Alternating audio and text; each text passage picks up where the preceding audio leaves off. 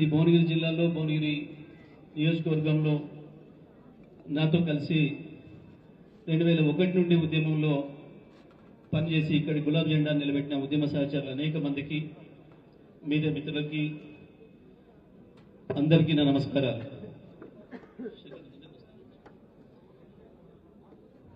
ఈరోజు అద్భుతమైన పోరాటం చేసి, అది ఎన్నికల పోరాటం కాదు, వాస్తవానికి నిన్న మొన్న మన వాళ్ళు చేసింది ఒక యుద్ధమే చేసిండ్రు. బ్రహ్మాండంగా గులాబీ జెండా చేతులు పట్టుకొని ఒకే ఒకటి ఆయుధం గులాబీ జెండా కేసీఆర్ అండ్ అన్న ఆయుధంతో బ్రహ్మాండమైన పోరాటం చేసి గెలిచి వచ్చిన సర్పంచులు, ఉప సర్పంచులు, వార్డు మెంబర్లు మీ అందరికీ అభినందనలు తెలియజేస్తూ, ఓడిపోయిన మిత్రులకు మరిన్ని అభినందనలు తెలియజేస్తూ, మరింత పోరాట శక్తిని వాళ్ళు సంపాదించుకోవాలని, రాబోయే రోజుల్లో ఇంకా ఇంకా ఎక్కువ ఫలితాలు సాధించుకోవాలని చెప్పి ఆశిస్తూ, వాస్తవానికి ఎన్నికలు ఎప్పుడైనా రెండు రాజకీయ పార్టీల మధ్యన, ఇద్దరు ముగ్గురు అభ్యర్థుల మధ్యన జరుగుతాయి.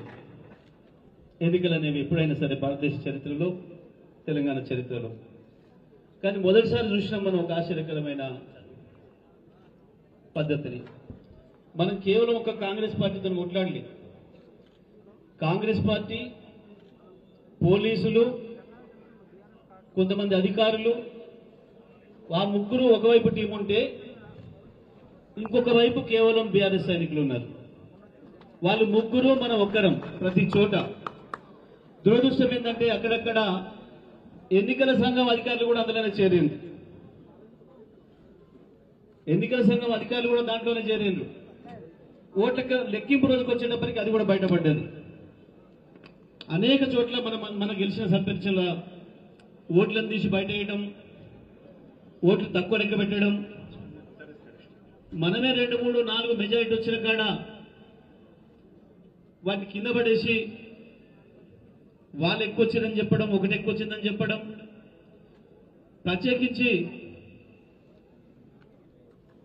హుజూర్నగర్ నియోజకవర్గం నిన్న చూస్తే మంత్రి స్వయంగా మన అభ్యర్థులు పిలిచి భయపెట్టడమే కాకుండా, ఒక ఊర్లో నిన్న కల్మంచెల్లం అనే ఊర్లో 14 ఓట్లతోనే మన సర్పంచ్ గెలిచిందని చెప్పితే అందరు సంపూర్ణంగా బయటకు వచ్చిండ్రు,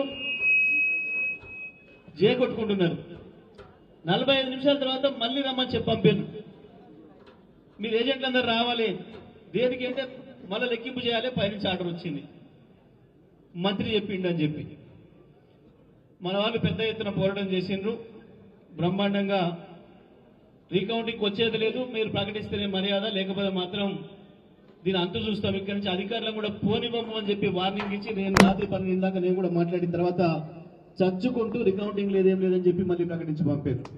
ఇటువంటి దుర్మార్గాలు 1 కావు 2 కావు. ఇక్కడ కూడా భువనగిరి మండలం రాఘాపూర్ విలేజ్ లో కూడా ఇదే పద్ధతిలో మనం 11 ఓట్లతో మనం గెలిస్తే, ఆ తర్వాత వాళ్ళు ముందు ప్రకటించి మళ్ళీ రీకౌంటింగ్ అని పెట్టి 3 ఓట్లతో వాడు గెలిచిండని చెప్పి ప్రకటించారు. అది ఎక్కడికి పోదు, అది కూడా వస్తుంది. సునీత చెప్పినట్టు వాసాలమరి లాంటివి మన ఉమ్మడి నల్గొండ జిల్లాలో దాదాపు 30 గ్రామాలలో ఉన్నవి. ఒక వాసాలమరి కాదు, అన్నింటిలో కేసులు వేస్తున్నాం. ప్రతి దాంట్లో కూడా మళ్ళీ ఆ 30 మంది మన వాళ్ళకి గెలిచి వస్తారు. రాఘవాపూర్తో సహా, వాసాలమరి రాఘవాపూర్తో సహా 30కి 30 మంది మన వాళ్ళకి గెలుస్తారు. ఇప్పుడు కూడా కోర్టులు ఇంత ముందులాగా లేదు, తొందరగానే చేస్తున్నారు. సంవత్సరంలో చేస్తున్నారు. సంవత్సరంలో మళ్ళీ ఆ 30 మంది కూడా మళ్ళీ ప్రమాణ స్వీకారం చేస్తారు. తప్పకుండా ఎట్టి పరిస్థితులు కూడా వదిలేదు లేదు. ఇవాళ పోలీసులు, కాంగ్రెసు అధికారులు అందరూ ఒకటైతేనే కొట్లాడినాం, లెక్క పెట్టకుండా పోయినాం. ఇక రేపు వదిలిపెడతామా? కోర్టులలో వదిలిపెడతామా? ఎవరిని కూడా వదిలిపెట్టేది లేదు. ప్రత్యేకించి పోలీసులు మండల కాంగ్రెస్ ప్రెసిడెంట్ కంటే కూడా మండల ఎస్ఐలు పనిచేస్తున్నారు. బ్లాక్ కాంగ్రెస్ అధ్యక్షుల కంటే ఎక్కువ వారు సిఐడిఎస్పీలు పనిచేస్తున్నారు. ఇక ఎస్పీలు, ఆ స్థాయి అధికారులను మన ఫోన్లు ఎత్తడానికి భయపడుతున్నారు. ఫోన్లు ఎత్తితే సమాధానం చెప్పడానికి లేదు వాళ్ళ కాడ. ఒకప్పుడు మనం అధికారంలో ఉన్నాడు కేసీఆర్ గారు ఒకటే చెప్పిండు, మనకు గ్రామాలలో ఘర్షణలు కానియొద్దు, పోలీసులు వాడే అవసరం మనకు అసలే రావద్దు. గ్రామాలు శాంతియుతంగా ఉంటేనే అభివృద్ధి జరుగుతుంది, అభివృద్ధి మీద చర్చ జరుగుతుంది, లేదా కొట్లాటలు ఉంటే నాశనం అవుతుంది. ప్రత్యేకించి మీ ఉమ్మడి నల్లగొండ జిల్లా 60 ఏళ్లుగా తన్నుకొని చచ్చారు. ఏ ఊరి పోయినా 4 గోరీలు ఎదురైతే తప్ప అభివృద్ధి కార్యక్రమాలు అసలు అడ్రస్ కనపడవు. ఏ పరిస్థితిలో మీరు జరగనియొద్దని చెప్తే సార్ చెప్పిన పద్ధతుల్లో ఎక్కడ కూడా ఒక చిన్న చెంపదెబ్బ కొట్టనియలే, ఒక పోలీస్ కేసు పెట్టలేము మనం 10 ఏళ్లలో. ఒక్కటంటే ఒక రాజకీయ కేసు నమోదు చేయలేము మనం ఎన్నడూ కూడా. కానీ ఇవాళ ఈ ప్రభుత్వం వచ్చి 2 సంవత్సరాలుగా చేస్తున్న పని ఒకే డిపార్ట్మెంట్ పనిచేస్తుంది, అది పోలీస్ డిపార్ట్మెంట్. మన ప్రభుత్వంలో అసలు ఏం పనిలేని డిపార్ట్మెంట్ అంటే పోలీస్ డిపార్ట్మెంట్ ఉండే. వాళ్ళు కూడా ఉత్తర ఖాళీ ఎందుకు ఉండనియాలని సారు వాళ్ళతో కూడా చెట్లు పెంచే కార్యక్రమం చేయించండు పోలీస్ డిపార్ట్మెంట్ తో కూడా. మీరు కూడా ఈ పని చేయదు, ఎవరిని కొట్టే పని లేదు మా ప్రభుత్వంలో అని చెప్పి. కానీ ఇవాళ మంత్రులు, ఎమ్మెల్యేలు, ముఖ్యమంత్రి ఏమో వాటాలు పంచుకునే పనిలో ఉన్నారు, బిజీగా ఉన్నారు. ఎవరైనా ఎదురు తిరిగితే సోషల్ మీడియాలో ఏదైనా పెడితే, మాట్లాడితే, ప్రశ్నిస్తే వాళ్ళ మీద కేసులు పెట్టి జైలు పంపే పనిలో పోలీసులు బిజీగా ఉన్నారు. ఈ రెండే పనిచేస్తున్నది తప్ప ఇంకొకటి ఇప్పుడు కూడా పనిచేస్తాను ఈ రాష్ట్రంలో. అయినా సరే చాలా మంది మొన్నటిదాకా కొంకణాలు కొట్టిండు. వాడు ఎక్కడ పోయినా మాట్లాడితే కేసీఆర్ లేడు, కేసీఆర్ లేడు, కేసీఆర్ లేడు. కేసీఆర్ లేడనలోనే కేసీఆర్ ఉండడనే విషయాన్ని వాడే గుర్తిస్తున్నాడు, వాడే చెప్తున్నాడు. యాడికి పోయినా సరే, ఏ పండుగ పోని, ఏ పెళ్లికి పోని, ఏ ఫంక్షన్ పోని, ఏ కార్యక్రమానికి పోని, స్కూల్ పిల్లల కాడికి పోయి కూడా కేసీఆర్ మీద, కేటీఆర్ మీద ఏడిపోయి, ముసలి దగ్గర పోతే కేటీఆర్ మీద, కేసీఆర్ మీద ఏడిపోయి, ఆఖరికి వాళ్ళ పార్టీ బీజేపీ వ్యతిరేకంగా ర్యాలీ చేయరా, రాజభవన్ పోరా అంటే ఆడిపోయి కూడా మళ్ళీ అక్కడ మొదలుపెట్టి ఆవేశం లాగా మళ్ళీ కిందికి వచ్చేవరకే కేసీఆర్, కేటీఆర్. కేసీఆర్ లేడు, కేటీఆర్ లేడు అని వాడేది మాటలు అంటున్నాడు. అరే ఉన్నాడు రా బిడ్డ, ప్రతి ఊర్లో ఉన్నాడు కేసీఆర్, ప్రతి హృదయంలో ఉన్నాడు కేసీఆర్ అని చెప్పి చూపించిన ఈ ఎన్నికలు దానికి అద్భుతంగా బ్రహ్మాండమైన సైనికుల్లాగా ఎదురొడ్డి పోరాడి ఫలితాన్ని సాధించిన మీ అందరికీ మరొకసారి శుభాకాంక్షలు తెలియజేస్తూ, తప్పకుండా రాబోయే ఎన్నికలు ఏదైతున్నాయో అందులో తిరిగే ఉండదు.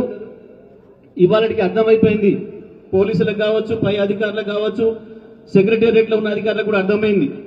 ఇక కేసీఆర్ ప్రభంజనాన్ని ఆపలేము, ఎక్కువ రోజులు ఈయన ఉండడు, వచ్చేది తప్పకుండా కేసీఆరే. మళ్ళీ కేసీఆర్ ప్రభుత్వం వస్తుంది, మన పని అవుతుందన్న భయం వాళ్ళకు కూడా మొదలైంది.